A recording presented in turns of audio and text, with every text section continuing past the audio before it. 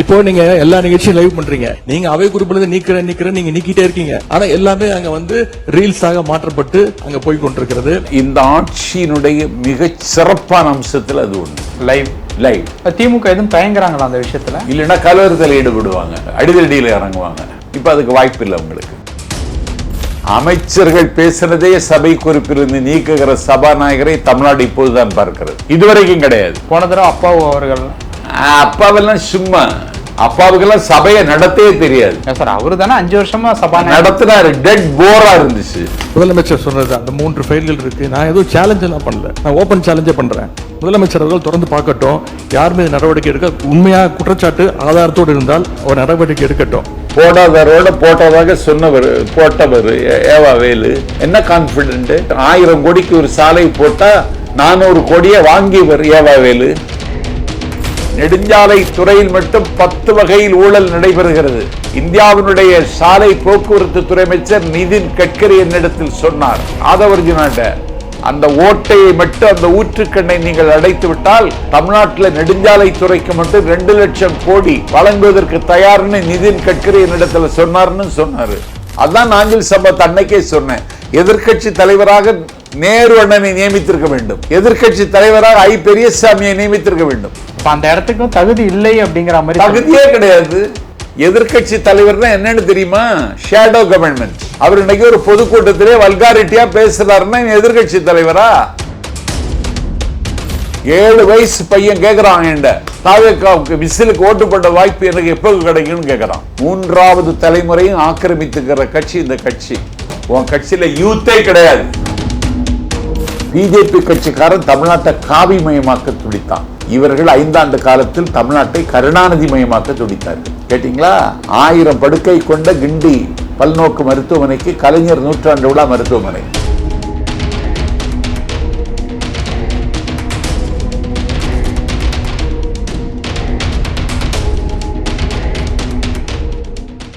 Real one நேயர்களுக்கு வணக்கம். இன்று நம்மளுடைய நேர்காணலுக்கு தாவேகாவின் கேம்பெயின் செக்ரட்டரியான திரு நாஞ்சில் சம்பத் அவர்கள் இணைஞ்சிருக்காங்க. வணக்கம் சார். வணக்கம்.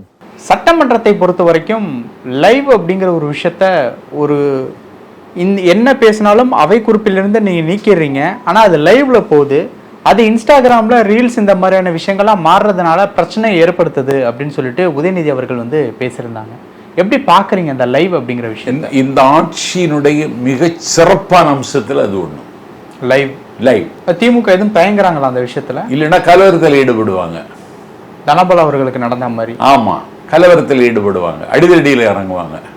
இப்போ அதுக்கு வாய்ப்பு இல்லை உங்களுக்கு. ஒரு பெரிய ஜனநாயக பண்புள்ள தலைவன் விஜய் என்பதை இதன் மூலம் காட்டினார். இன்னொரு அதிசயம் தெரியுமா? அமைச்சர்கள் பேசுனதே சபை குறிப்பிலிருந்து நீக்குகிற சபாநாயகரை தமிழ்நாடு இப்போதுதான் பார்க்கிறது, இதுவரைக்கும் கிடையாது. போன தடவை அப்பாவு அவர்கள் அப்பாவெல்லாம் சும்மா, அப்பாவுக்கெல்லாம் சபையை நடத்தவே தெரியாது சார். அவரு தானே 5 வருஷமா சபா நடத்தினாரு, டெட் போரா இருந்துச்சு. அமைச்சர்களுக்கு வேண்டி அவரே பதில் சொல்லுவாரு. அப்பாவுக்கு சபாநாயகராக இருப்பதற்கான எந்த அடிப்படை தகுதியும் இல்லை. அந்த தொகுதியில இன்னைக்கு அவர் தோற்று ஒரு புதிய தம்பி அங்க டாக்டர் இன்னைக்கு சட்டப்பேரவை உறுப்பினராக அப்படி பகல் கொள்ளை அடிச்ச பாவி ஒரு சட்டப்பேரவை தலைவராக இருந்துவிட்டு பல்லாயிரம் கோடிகளை குவித்தவர், சபையை ஒழுங்கா நடத்த தெரியாது. நீங்க எப்படி பாக்குறீங்க? தொடர்ச்சியா கூச்சல் நடந்துகிட்டே இருக்கு. முடிஞ்சா அந்த 3 ஃபைல்ஸ் என்ன அப்படிங்கிறத தைரியம் இருந்தால் நீங்க வெளியிடுங்க அப்படிங்கிற மாதிரி உதயநிதி அவர்கள் சொல்லியிருந்தாங்க. இந்த அளவுக்கு சொல்றாங்க அப்படின்னா அவங்களோட விஷயத்துல ரொம்ப கான்பிடண்டா இருக்காங்க அப்படிங்கிற மாதிரி நம்ம எடுத்துக்கலாமா? இருக்கவே முடியாது. அவங்க கான்பிடண்டா போடாதவரோட போட்டதாக சொன்னவர் போட்டவர் ஏவா வேலு என்ன கான்பிடென்ட்? 1000 கோடிக்கு ஒரு சாலை போட்டா அதுல 1000 கோடியில 400 கோடியை வாங்கியவர் ஏவா வேலு. இன்னைக்கு ஒப்பந்தக்காரர்கள் கூட்டத்தை தமிழ்நாட்டில் பொதுப்பணித்துறை அமைச்சர் ஆதவர்ஜுனா கொடுக்கிறார். இந்தியாவில் எங்கேயும் நடக்கிற ஒப்பந்தக்காரர்கள் கூட்டத்தை கூட்டி எனக்கு எந்த ஃபண்டு அவசியம் இல்லை. எங்களுக்கு சாலைகள் தரமாக இருக்க வேண்டும், தரமற்ற சாலைகளாக இருந்தால் ஒப்பந்தத்தை ரத்து செய்ய வேண்டும் சொன்னது மட்டுமில்ல, நெடுஞ்சாலை துறையில் மட்டும் 10 வகையில் ஊழல் நடைபெறுகிறது. இந்தியாவினுடைய சாலை போக்குவரத்து துறை அமைச்சர் நிதின் கட்கரி என்னிடத்தில் சொன்னார். உங்கள்கிட்டயா? அவர்கிட்ட, ஆதவர்ஜுனாட்ட அந்த ஓட்டையை மட்டும், அந்த ஊற்றுக்கண்ணை நீங்கள் அடைத்து விட்டால் தமிழ்நாட்டில் நெடுஞ்சாலைத்துறைக்கு மட்டும் 2 லட்சம் கோடி வழங்குவதற்கு தயார்னு நிதின் கட்கரி என்னிடத்துல சொன்னார்னு சொன்னாரு. இப்படி சொல்ல முடியுமா திமுகவால் ஒருதனால? எப்படி பாக்குறீங்க இந்த சட்டமன்றத்துல தொடர் கூச்சல்கள்? முதலமைச்சர் அவர்கள் பேச ஆரம்பிக்கும் போதும் சரி, அமைச்சர் புள்ளிகள் பேச ஆரம்பிக்கும் போதும் சரி, பார்க்கும்போது என்ன தோணுதுன்னா, ஆரம்பிச்ச அந்த 3 மாசத்துல எப்படின்னா இன்னும் 5 வருஷம் இருக்கே அந்த மாதிரி தான் தோணுது. நீங்க எதிர்கொள்வோம், எங்க அமைச்சர்களும் எதிர்கொள்வாங்க. அனுபவமின்மை என்பது ஒரு குறையாக இருக்கலாம், ஆனால் அனுபவம் வந்துடும். இன்னைக்கு ஆதவ அர்ஜுனா பேசுகிறார், காவிரி தண்ணீர் பிரச்சனை இல்லை. உச்ச நீதிமன்றம் இறுதி தீர்ப்பு வழங்கியதற்கு பிறகு ஒரு சீராய்வு மனு போட்ட பொழுது தள்ளுபடி செய்யப்படுகிறது, திரும்பவும் சீராய்வு மனு போடப்படுகிறது, திரும்பவும் தள்ளுபடி ஆகிறது, மீண்டும் சீராய்வு மனு போடப்படுகிறது. அதுவும் 3 முறை தள்ளுபடியாக இருக்கு.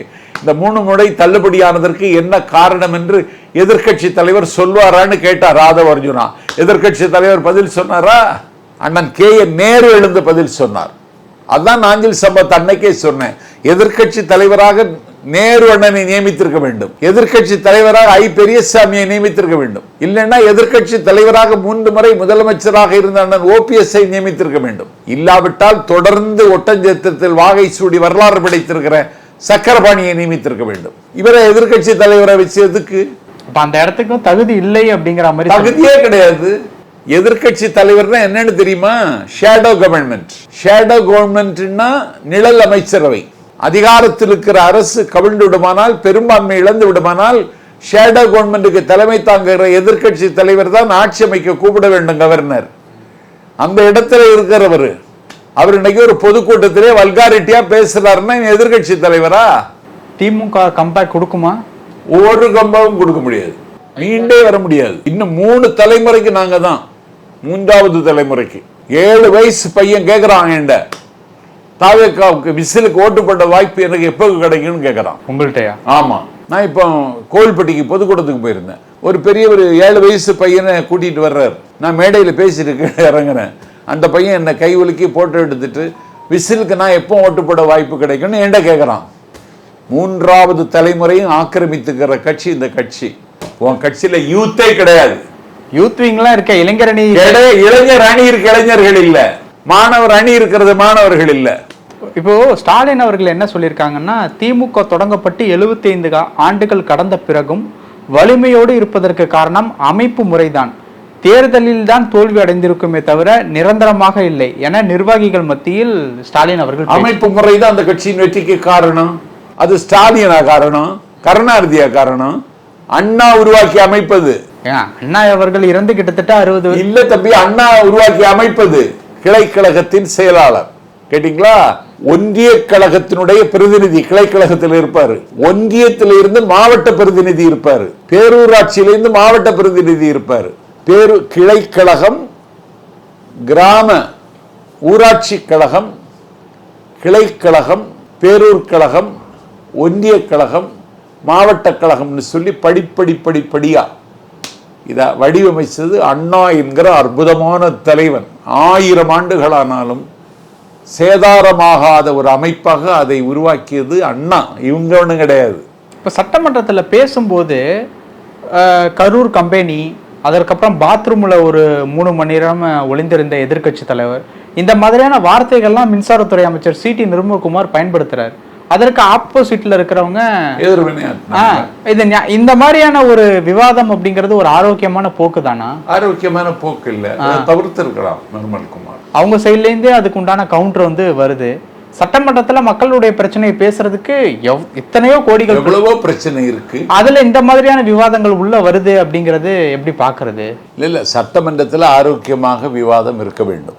எதிர்கட்சியும் ஆளுங்கட்சியும் ஒத்திசைந்து தான் இந்த கடமையை செய்யணும். அதுக்கு தான் அலுவல் ஆய்வுக்குழுன்னெல்லாம் போட்டு இன்னைக்கு என்ன பேச போகிறோம், எந்த துறையில் மானிய கோரிக்கை, அதுக்கெல்லாம் புள்ளி விவரங்களை அள்ளி கொட்டி ஆளுங்கட்சியை திணற வைக்கணும். அதெல்லாம் திமுக ஒரு ஃபெயில்டைம் இல்லை. இப்போ எம்எல்ஏக்களுக்கு கார் கொடுத்தது அப்படிங்கிற ஒரு விஷயத்துல சீமான் அவர்கள் ஒரு கருத்து தெரிவிச்சிருக்காரு. எம்எல்ஏக்களுங்கிறவங்க மக்கள் சேவை செய்யணும், அரசாங்கத்தினுடைய சேவையில வாழக்கூடாது, எதுக்கு இப்ப காரு அப்படிங்கிற மாதிரியான ஒரு விஷயத்த கேட்டிருந்தாரு. எப்படி பாக்குறீங்க? அவனுக்கு மட்டும் எப்படி BMW கார் வந்துச்சு? படம் நடிக்கிறார்ல, அப்படி வாங்கினதாமா?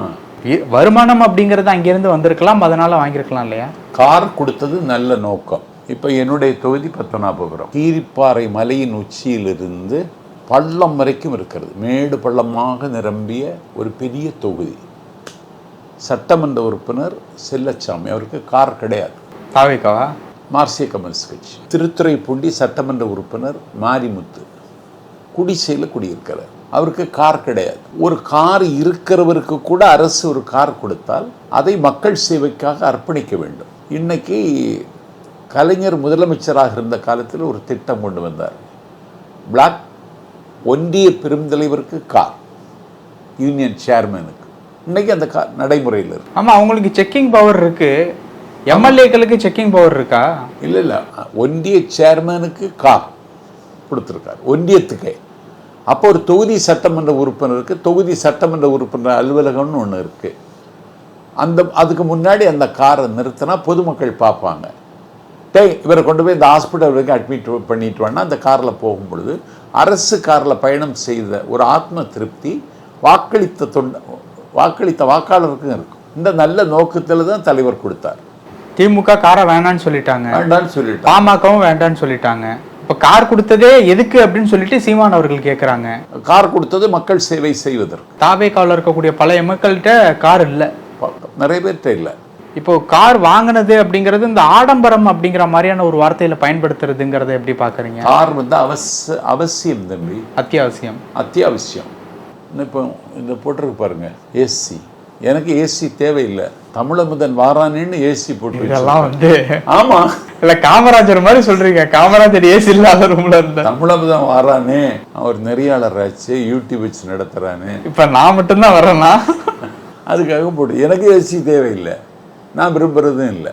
இந்த மாதிரியான திட்டங்கள் வரும் நாட்கள்ல ஆட்சி மாற்றம் நடந்தால் நடைமுறையில இருக்கும்னு நினைக்கிறீங்களா? ஏன்னா இப்ப தாவேக்கா இருக்கு கொண்டு வந்து ஒரு ஆட்சி செய்த நல்ல காரியத்தை அடுத்த ஆட்சி தொடரணும். இப்போ அண்ணன் காலை சிற்றுண்டி திட்டம் அண்ணன் ஸ்டாலின் கொண்டு வந்தார். அதே காலை சிற்றுண்டி திட்டத்தை 8ஆம் வகுப்பு வரைக்கும் நீட்டித்தார் விஜய். நீட்டித்தது மட்டுமல்ல, அந்த காலை சிற்றுண்டி திட்டத்துக்கு காமராஜர் பெயரையும் சூட்டினார். இன்னைக்கு அது மக்கள் மத்தியில் பெரிய வரவேற்பை பெற்றிருக்கிறது. ஏன்னா காமராஜரை இவங்கெல்லாம் இருட்டடிப்பு செய்தவர்கள். பிஜேபி கட்சிக்காரன் தமிழ்நாட்டை காவிமயமாக்க துடித்தான். இவர்கள் 5 ஆண்டு காலத்தில் தமிழ்நாட்டை கருணாநிதி மயமாக்க துடித்தார்கள். கேட்டிங்களா? 1000 படுக்கை கொண்ட கிண்டி பல்நோக்கு மருத்துவமனைக்கு கலைஞர் 100ஆண்டு விழா மருத்துவமனை. வானளாவ வைகை கரையில் எழுந்திருக்கிற நூலகத்திற்கு கலைஞர் 100ஆண்டு விழா நூலகம். 1000 ரூபாய் உரிமை தொகைக்கு கலைஞர் 100ஆண்டு விழா கலைஞர் உரிமை தொகை. இப்படி எல்லாவற்றையும் கருணாநிதி மயமைக்கிறார்கள். எங்கள் தலைமை செய்த சாதனை என்ன தெரியுமா? உழவர்களுக்காகவே தன்னுடைய வாழ்க்கையை அர்ப்பணித்து கொண்ட நம்மாழ்வார் பேரால விருது, கை குழந்தையோடு கராக்கிரகத்துக்கு போன அஞ்சலி அம்மாள் பேரால விருது, காமராஜர் பேரால விருது, அயல் நாட்டில் சென்று கல்வி கற்கக்கூடிய மாணவர்களுக்கு அம்பேத்கர் பேரால விருது. நீ 25 லட்சம் கொடுத்தா, நாங்க 35 லட்சம் கொடுத்தோம். நீ 5000 ரூபாய் வச்சிருந்த முதலமைச்சர் காப்பீடு நிதி, அது இன்னைக்கு 25 லட்சமாக உயர்த்தணும். அப்படி ஒரு ஆட்சிங்க இந்த ஆட்சி. திமுக தாக்கு பிடிக்காது, கம்பேக்லாம் தாக்கே பிடிக்காது. தாக்கு பிடிக்கிற அளவுக்கு அந்த கட்சியினுடைய உள்ளீடற்று போய்விட்டது. முதல்ல உன் கட்சியில நிலவுகிற பால் செய்யக்கூடிய குழு மனப்பான்மையும் உருக்குலைக்கக்கூடிய உட்பகையும் ஒழித்து கட்ட முடியுமான்னு பாரு. நாஞ்சில் சம்பத்து கேட்கிறேன், தேர்தலில் தோற்று போனதற்கு பிறகு 36 பேர் கொண்ட ஒரு குழுவை நியமித்து ஏன் தோற்றோம் என்று ஆய்வு செய்தீர்கள். அந்த அறிக்கை அண்ணன் ஸ்டாலின் இடத்தில், திமுக தலைவரிடத்தில் ஒப்படைக்கப்பட்டு விட்டது. 3 மாசம் ஆச்சு, 2.5 மாசம் ஆச்சு அறிக்கை, 2 மாசம் ஆச்சு அறிக்கை கொடுத்து. ஒருவர் மேல நடவடிக்கை எடுத்தியா? எடுக்க உன்னால முடியுமா? அந்த பவர் அவர்கிட்ட இல்லையா? பவர் இல்ல, எடுக்க முடியாது. ஏன்? அவன் போயிடுவான் வேற கட்சிக்கு. நீ எடுத்தா உன் கட்சிக்கு ஆள் இல்லையே, உன் கட்சியில யூத் விங் இல்ல, உன் கட்சியில மாணவர் அணி இல்ல, ஸ்டூடெண்ட் விங் இல்ல. இப்ப சமீபத்துல வழக்கறிஞர் அணி இருக்கு, வழக்கறிஞர் அணி இருக்குன்னா அது இல்லைன்னு சொல்லல. அதனால உன் கட்சியில ஆள் கிடையாது. 2.5 கோடி இருக்கான், 2.25 கோடி இருக்கான்னா தேர்தலில் காணல கோடியை எல்லாம் கோடியை பதுக்கிட்டாங்க. பல விஷயங்கள் பேசியிருக்கோம். நன்றி சார். நன்றிடா.